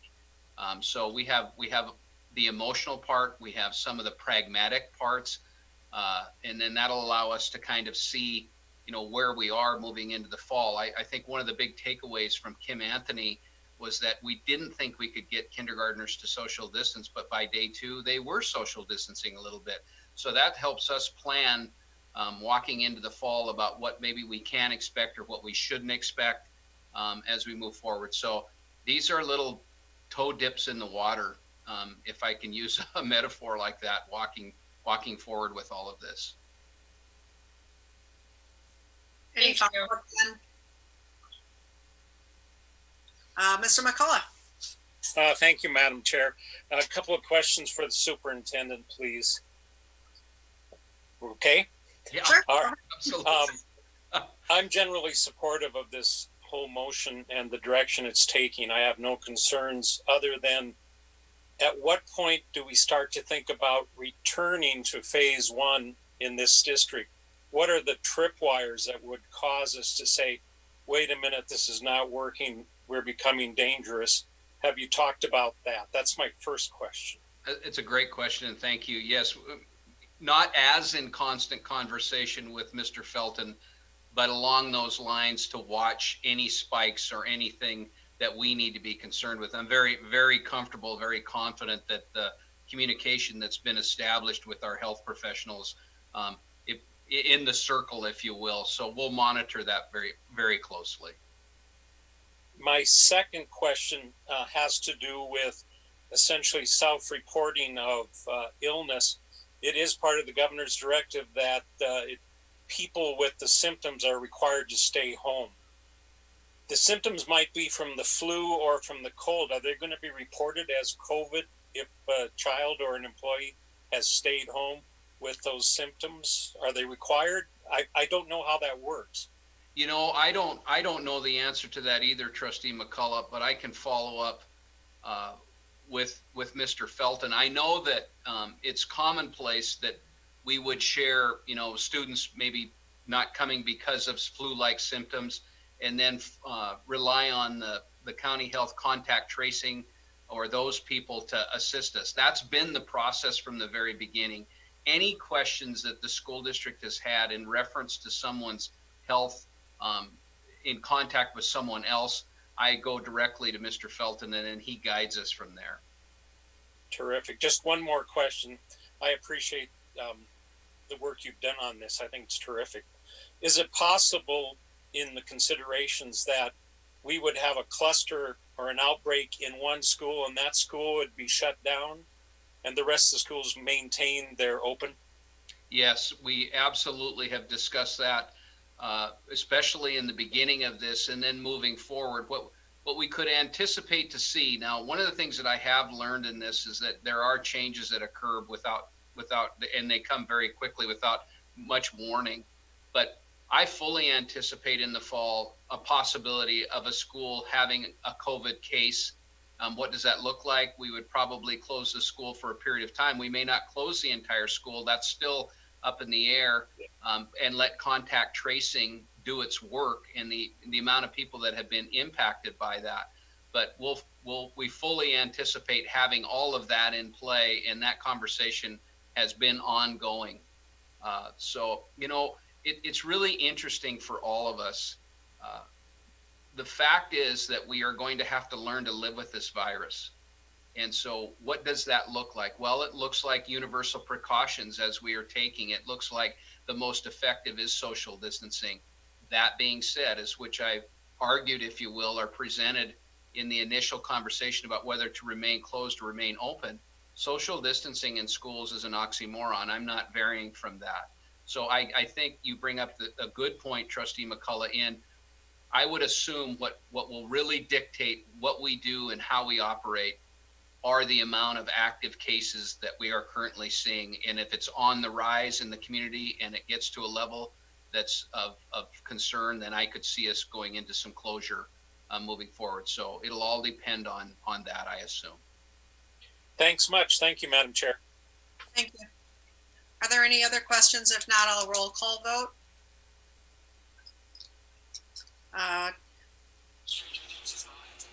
Joe Raffiani. Aye. Scott McCullough. Aye. Jana Hafer. Aye. Tanya Ludwig. Aye. Russ Hall. Aye. Jen Hoffman. Aye. And the chair votes aye. Motion passes unanimously. Thank you. And now that will move us on to the rescheduling of the elementary mill levy. And remember, this is an elementary only voted issue.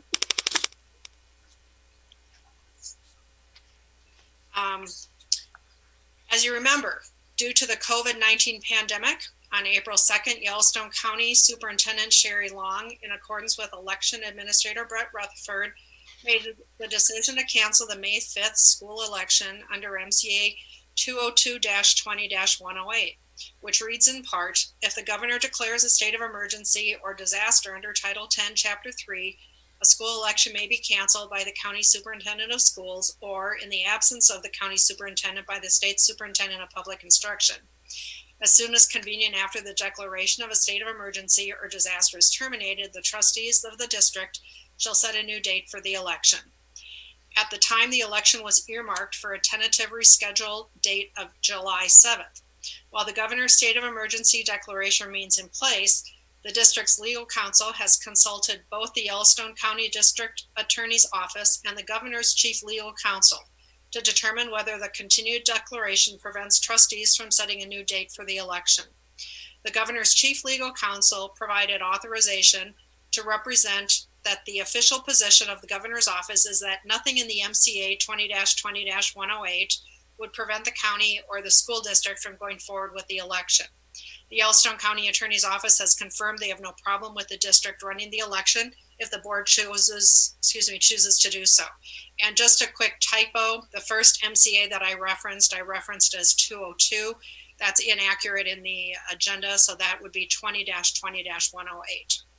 So the suggested action is to move that the board reschedule the elementary mill levy election, originally scheduled for Tuesday, May 5th to Tuesday, July 7th, and authorize the district clerk to provide formal notification to the Yellowstone County Superintendent's Office and election administrator of the board's intent. So before we have a motion, Jeff or Greg, would you like to speak to that? I would, Madam Chair. This was kind of an interesting twist of events, and I feel very confident with the suggested action, and in fact, we need to do this. There's still some discrepancy with the county election office possibly disagreeing with the governor's position or the legal counsel, and then also in our conversations with the county attorney, Ms. Lervick, in support of the levy. So we are fine to go forward. I just don't know completely what maybe some of the consternation is with that, but as stated in this executive summary, the governor's legal counsel does give the authority to run the levy. And so, Mr. Weldon, maybe you can help fill in on that. I just wanted the trustees to be aware that there was still some consternation from the election office with this, but I'm very confident that we are good to go. Yeah, I agree, Superintendent. So we've found several places in the law where the law really doesn't contemplate global pandemic and shutting down schools and state government and local government for a long period of time. So as the board is aware, and as the chair reminded us, the county superintendent of schools did cancel the May election. At that point, anticipated rescheduling it for July 7th, so we always had our eye on that particular deadline. So to work with that deadline, we have to work with other deadlines to get ballots prepared and so on and so forth. So I think the district was always planning to go forward with July 7th. Then there became a discussion about whether the statute that allows the county superintendent to cancel the election would then allow the board to reschedule it on July 7th. And it's unclear in the statute exactly how this is supposed to work, frankly. The statute says that the county superintendent can cancel the election if the governor declares a state of emergency, as has happened. Then the statute says, as soon as convenient after the declaration is terminated, the trustees shall set a new election. So in talking with the governor's office and their chief legal counsel, it was determined that interpretation was, or an interpretation was advanced where it said, well, we know that once the emergency is lifted, the trustees must hold any canceled or postponed elections, but there's nothing in the statute that would prohibit the trustees from going ahead and scheduling an election before the emergency is lifted. So we had to balance confusing language in the statute with the concerns that the county has, and then a position stated by the governor. It's not an official opinion, but a position stated by the governor. Balance that with the need that the school district has, the elementary district has, to continue with the normal operation of the district, which in this case includes asking the voters to consider a levy increase. So all that said, the governor's office, your legal counsel through our office are on the same page. The board is not prohibited from going ahead and scheduling the election on July 7th. All things considered, that seems to be the need that the district is facing, and in the best interest of the district, in my estimation. The county has expressed concern, but said, we're not going to step in the way. We're not going to stop the district from going ahead with this election. So how that works is a practical matter. This is the school's election. It's obviously been canceled by the county superintendent, but the district contracts with the county to conduct the election. So the county will conduct the election provided the board directs your administration to go ahead with the election on July 7th. So if all that is confusing, I agree it is. But all things considered, I think that's where we are. It's my advice. The board is not prohibited from rescheduling, and it certainly seems to be in the district's best interest to hold that election on July 7th as the kind of originally anticipated when the thing was actually canceled. Thank you, Jeff. Are there questions from the board to Jeff or to Greg? All right, then what we have before us, the suggested action is to reschedule the elementary mill levy election originally scheduled for Tuesday, May 5th to Tuesday, July 7th, and authorize the district clerk to provide formal notification to the Yellowstone County Superintendent's Office and Elections Administrator of the board's intent. Do I have a motion, please? I'll make that motion. Motion by Tanya Ludwig, and a second. I'll second it. A second by Jana. Is there any further discussion? And this is elementary only, so I'll do a roll call vote. Joe Raffiani. Aye. Scott McCullough. Aye. Jana Hafer. Aye. Tanya Ludwig. Aye. And the chair votes aye. And the motion passes unanimously. Thank you. And then that brings us to the Castle Rock Easement Project of 2020. And the suggested action is as appropriate, but I believe there may be an action requested. So Jana, I'll turn it to you, and then you can turn it to Scott.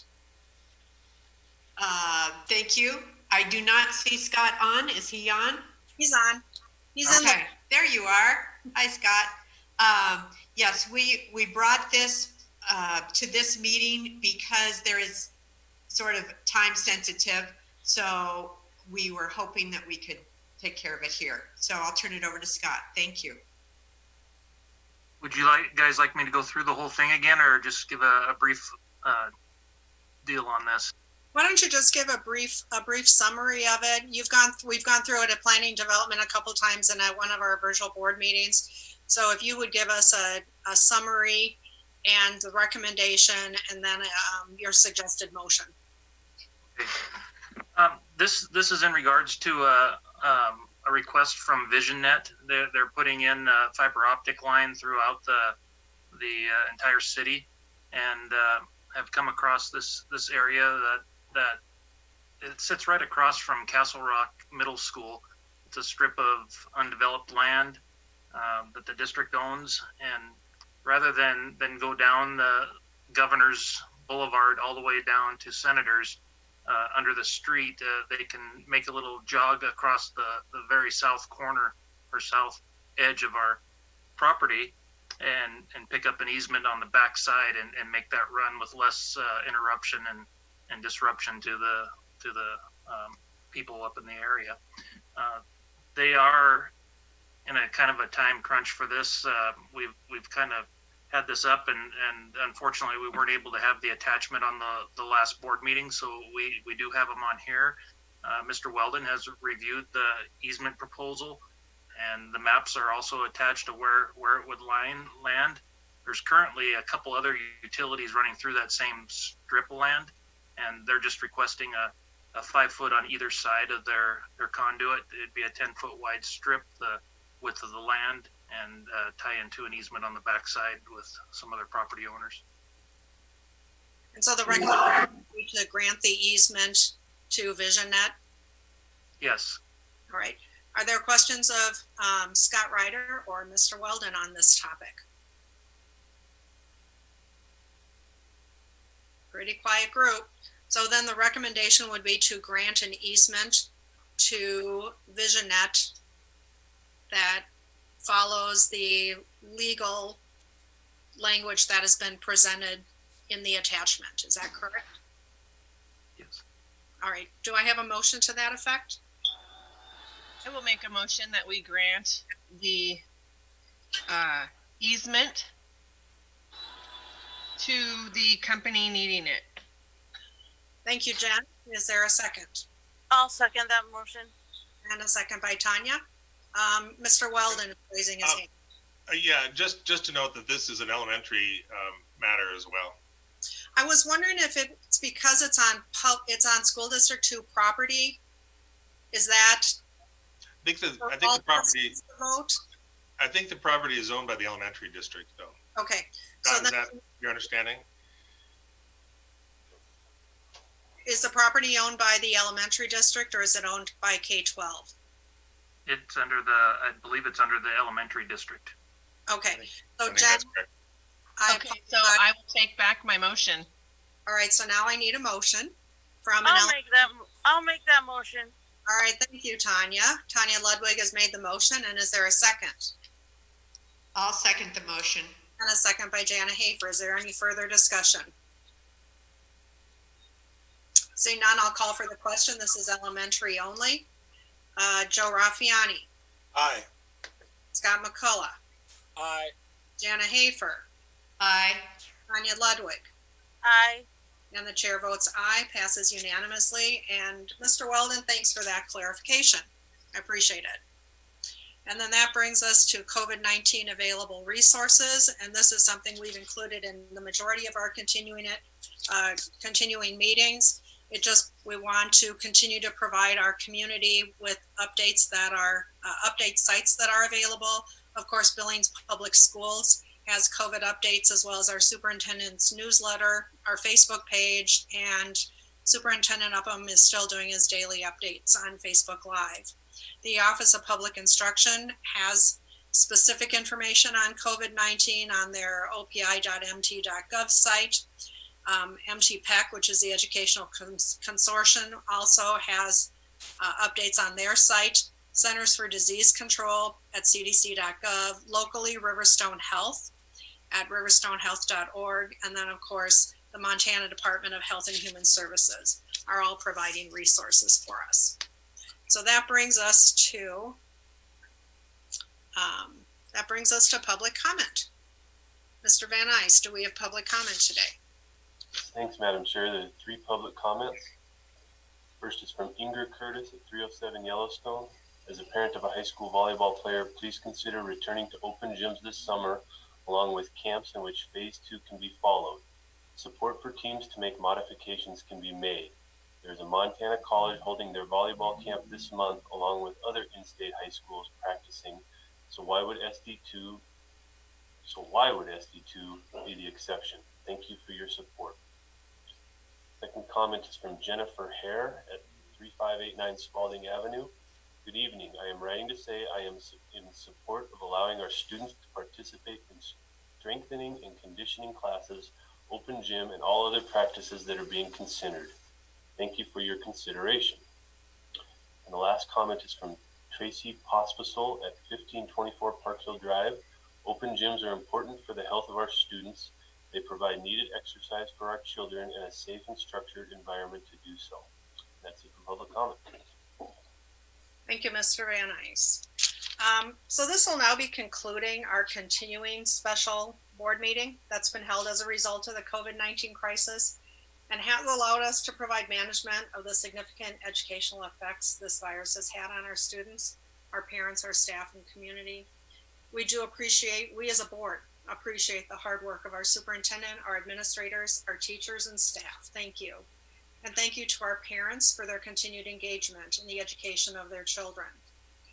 As the school concludes for the year, we as a board will be returning to our traditional board meeting profile, and that will be board members, superintendent, learning support team, and invited guests when we use both virtual and in-person meetings as we follow the evolution of this virus and continue to communicate updates with our community. One continued modification will be the manner in which we receive public comment. Going forward, we will return public comment to the front of the agenda. When virtual meetings are held, we will accept public comment through our Billings Public School portal, starting 2 hours preceding the meeting and concluding 30 minutes prior to the start of the meeting. Although unlikely, this will allow staff to review the comments to ensure that no privacy issues have been compromised. We as a board appreciate the time you have taken to express your opinions to us. I'm pleased to report that we have had more people offer comments to the board during this past several weeks than we have in a year. Your input does matter to us. So starting tomorrow with board operations at 11:30, that'll be how we'll move forward conducting our virtual meetings. We do look forward to conducting business as usual or the new normal. And I'd like you to stay safe, stay tuned in, and enjoy your summer. Now, if there is no objection, I will adjourn. Seeing none, we are adjourned. Thank you so much for your patience, your diligence, and your commitment to our students, our staff, and community. Have a good evening. Thank you, everyone. Bye-bye.